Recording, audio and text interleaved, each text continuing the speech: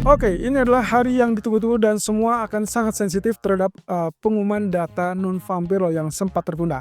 Jadi sekali lagi saya ingatkan bahwa data ini bukan berarti pengalihan ataupun perubahan jadwal, melainkan hanya laporan yang tertunda yang harusnya tetap dirilis di awal November, tapi kemudian ditunda sampai ke minggu ini. So, ini dia ulasannya. Oke, yang pertama kita akan lihat seperti biasa adalah US Treasury Yield atau imbal hasil obligasi atau imbal hasil Treasury. Kalau Anda lihat di sini prosesnya persis dengan apa yang kita harapkan.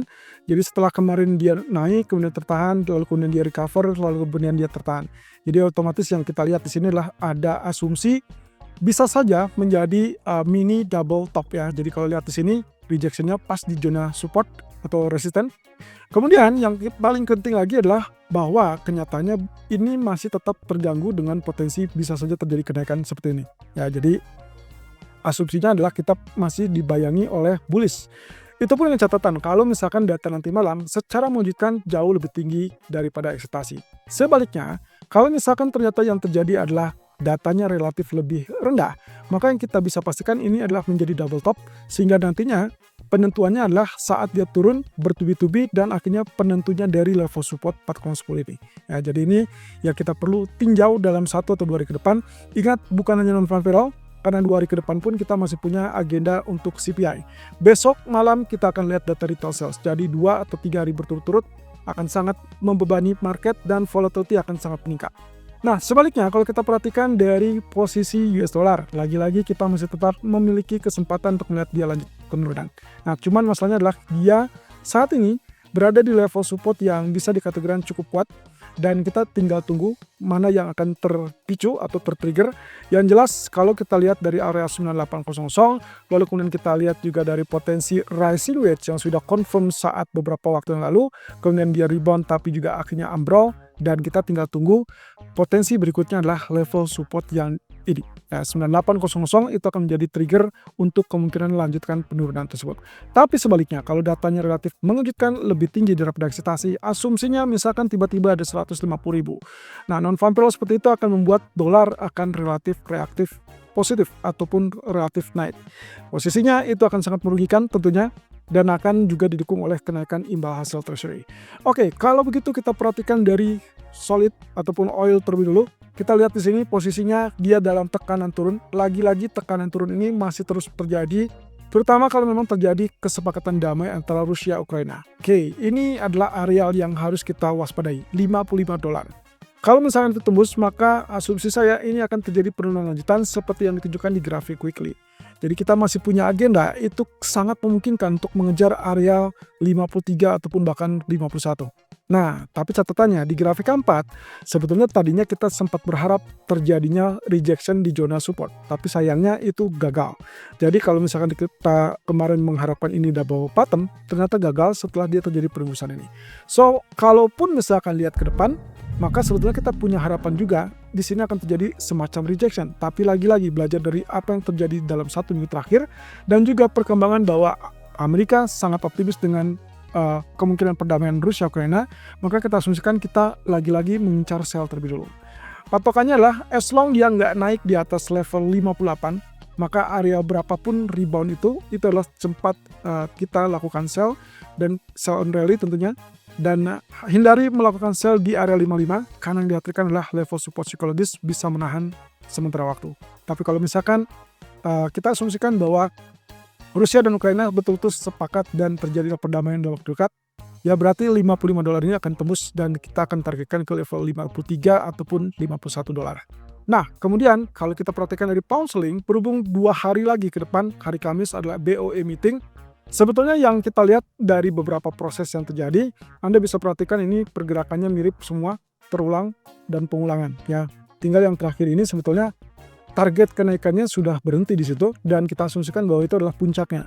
Nah, oleh karenanya kalau misalkan kita perhitungkan, sebetulnya hitungan kita kemarin dan masih sampai kita gunakan hari ini adalah seperti demikian. Anda boleh menggunakan hitungan seperti ini, berarti 1, 2, 3, 4, 5, atau Anda bisa saja menggunakan proyeksi untuk wave satunya itu ada di sini. Nah, kalau misalkan yang dilakukan, sebetulnya ini juga tidak masalah ya, jadi posisinya masih tetap dibenarkan. Kemudian yang ingin saya maksudkan di sini adalah kalau sudah terjadi kenaikan biasanya akan terjadi correction dan itu yang terjadi. Ini A, kemudian kemarin kenaikan itulah B. Nah sekarang pertanyaannya adalah C. Di mana letak C? Apakah dia akan sejajar dengan A atau dia akan lebih rendah atau mungkin dia akan sedikit lebih tinggi? Nah ini kaitannya dengan support trendline yang kita punya, garis merah sejauh ini belum terjadi penembusan. Kalau misalkan asumsinya tidak terjadi penembusan, berarti A-nya adalah di sini dan C-nya di sini. Berarti otomatis dianggap sudah selesai.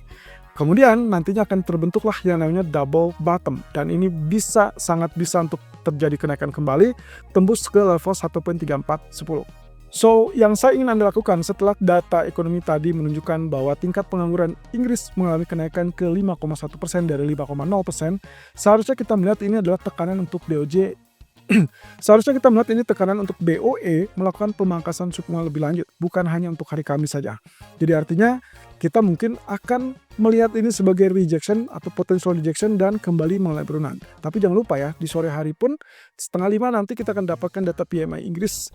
Walaupun saya agak ragu itu akan berpengaruh ya untuk saat ini karena semua akan tertuju kepada data Amerika. So, kita langsung saja. Kalau data US-nya atau data non-farm payroll US nanti malam relatif lebih rendah daripada ekspektasi, of course itu adalah weak dollar atau pelemahan US dollar. Sebagai dampaknya, kita akan melihat ini adalah dampak yang sangat positif untuk US untuk pound sterling, sehingga kemungkinan break area 1.3380 lanjut ke 1.3410 ataupun bahkan 1.3420 itu menunjang untuk pola double bottom tadi ataupun triangle seperti yang terlihat. Ya, artinya koreksi ABC-nya sudah selesai. Singkatnya seperti itu. Tapi sebaliknya, kalau misalkan kita lihat data ekonomi Amerika, ternyata rilisnya adalah relatif lebih lemah. Relatif lebih tinggi daripada ekspektasi, maka asumsinya adalah dolar mengalami penguatan dan itu berarti jelek untuk mata uang lain atau bisa dikategorikan worse untuk pound sterling dan tekanan tersebut akan terjadi penurunan. Nah, cuman dengan catatan, kita mungkin hanya melihat ini penurunan sampai 1 atau 2 hari ke depan karena di saat BOE meeting nantinya diharapkan hawkish cut, yaitu dia cut rate 25 basis point, tapi pernyataannya akan relatif hawkish dan itu nantinya barulah kita ambil kesempatan untuk lakukan buy. Tapi untuk saat ini, saya ragu bahwa dia akan naik banyak. Jadi semuanya akan sangat bergantung lebih kepada data Amerika, bukan data Inggrisnya. Jadi perhatikan nanti malam, waspada untuk sementara waktu, area 1.3400. Kalau misalkan tembus, Anda boleh follow buy. Tapi kalau tidak tembus, saya asumsikan dia masih tetap dalam jalur penurunan ini. So, A, B, dan inilah C yang kita nantikan di 1.3280-an.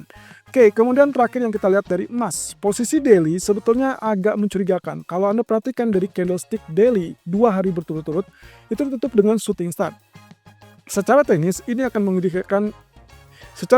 mengindikasikan terjadinya atau potensi terjadinya penurunan ataupun recover ataupun correction. Ya, tapi masalahnya adalah 2 hari yang lalu pun pernah terjadi tapi dia tidak turun terlalu drastis. Jadi asumsi saya area support yang mungkin agak relatif ekstrim untuk hari ini, in case terjadi kejutan dari data non-farm payroll, kemungkinan kita akan lihat 4230 sebagai result, tapi kalau ternyata angkanya tidak terlalu mengejutkan atau katakanlah soft atau bahkan lebih lemah, maka candlestick ini bukan berarti terjadi tekanan turun, melainkan hanya rehat sementara dan begitu dia tembus di atas high kemarin, 4350 ataupun 4353, maka kita semakin dekat dengan 4381. Tapi tunggu dulu, yang memungkinkan kalau kita lihat dari grafik H4, proses on prosesnya setiap saat kita lihat di sini, ternyata kenaikan-kenaikan ini juga sebetulnya ada rambu-rambu yang kita perhatikan, yaitu zona orange ini, dan kebetulan kemarin kita sudah sempat bahas, ada kekhawatiran ini terjadi double top. Tapi ingat bahwa double top hanya resmi valid kalau dia tembus neckline 4257. So, perkiraan kami kalaupun terjadi penurunan, asumsi saya 4257 sampai 4267 adalah zona buy. Seperti yang terjadi saat ini, dia sempat tergelincir sampai 4271, tapi secara umum dia tidak menunjukkan penembusan dari zona neckline atau yang dicurigai neckline. Nah, sebaliknya di grafik H1 pun, walaupun ini terjadi penurunan di bawah garis trendline, tapi coba perhatikan, 2 atau 3 candle berturut-turut dia masih tetap nempel di zona yang sama. Artinya kita belum bisa menyimpulkan ini bearish. Kalaupun saya ambil garis kurang lebih seperti ini, maka kemungkinan yang kita sedang lihat adalah proses untuk terjadinya mungkin semacam falling wedge. Dan ingat bahwa falling wedge sangat memungkinkan nantinya kita akan melihat penurunan terakhir atau swing low terakhir sebagai potential buy, kemudian dia recover untuk kenaikan kembali. So, singkatnya adalah saat ini hampir mendekati rilis data non-farm payroll, maka sebaiknya Anda wait and see. Walaupun strategi tadi pagi sudah sampai ke TP1 di 4291, tapi kenyataannya dia memberikan lagi arah penurunan. Dan di artikel siang ini, saya sudah merekomendasikan bahwa area buy berikutnya jangan dilakukan di zona yang sama. Artinya, kita mungkin mengincar area 4264 ataupun bahkan area 4240-an dengan asumsi bahwa dia akan tertekan lebih dulu, mengantisipasi kejutan dari data ekonomi, lalu kemudian setelah nanti muncul, maka resultnya akan sangat sensitif. Kalau ternyata data tersebut relatif lebih kuat daripada ekspektasi, asumsinya adalah skenario 1. Asumsi saya tidak terlalu besar, tapi kalau ternyata sangat besar, maka Anda boleh lakukan strategi sell selanjutnya. Dan itu berarti definitely akan turun ke 4210 ataupun bahkan 4180-an. Tapi kalau skenario 4 yang muncul ataupun skenario 3, maka hati-hati. Di malam hari mungkin kita perlu lakukan pertimbangan untuk lakukan buy dengan asumsi bahwa falling wedge sudah selesai. Kemudian yang kita khawatirkan terkait dengan double top pun kemungkinannya sangat minim. Artinya dia tidak perlu sampai maximum price, karena kalau misalkan kita maksimumkan, itulah targetnya kemungkinan akan kecenderungannya sampai ke 4180-an. Tapi kalau 50% atau bahkan 40% target, itu hanya akan bertahan di kisaran 4230 ataupun 4240. So yes, definitely.